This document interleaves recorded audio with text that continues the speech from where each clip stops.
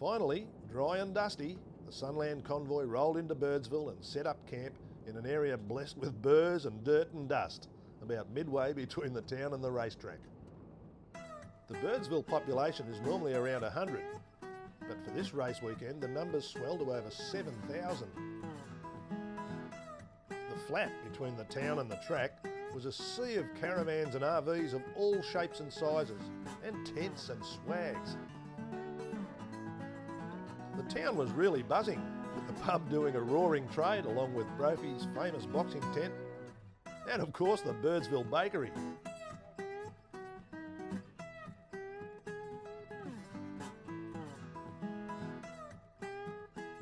There were so many temporary stands around the town selling souvenirs, coffee and tucker that the place looked like Sideshow Alley.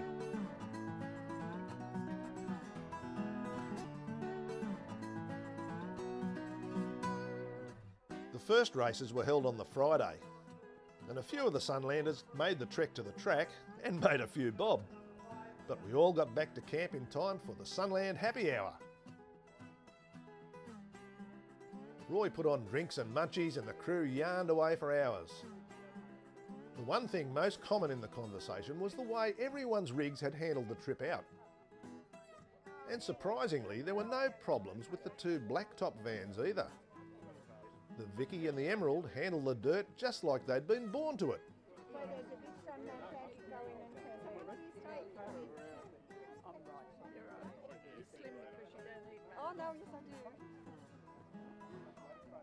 Structurally, inside and out, the vans handled the dirt exactly as they'd been designed to.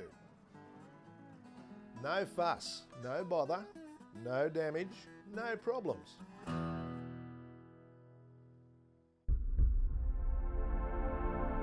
Early the next morning, a convoy of half a dozen Sunlanders made the 35-kilometre trek west to see the sunrise on the wonderful red dunes of the Simpson Desert.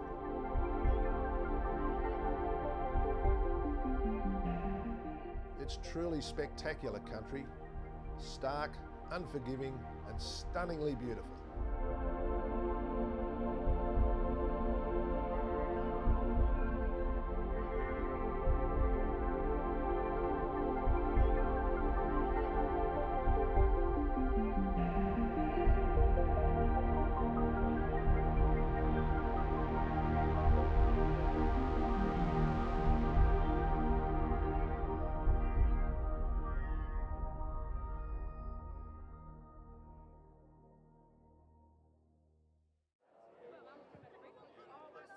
The main race day was Saturday, and a few of the crew headed out to enjoy the atmosphere.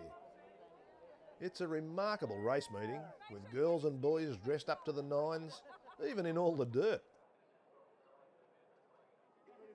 Frocks, fascinators and thongs were the gear for the ladies, and even in the dust, heat and flies, everyone had a wonderful time.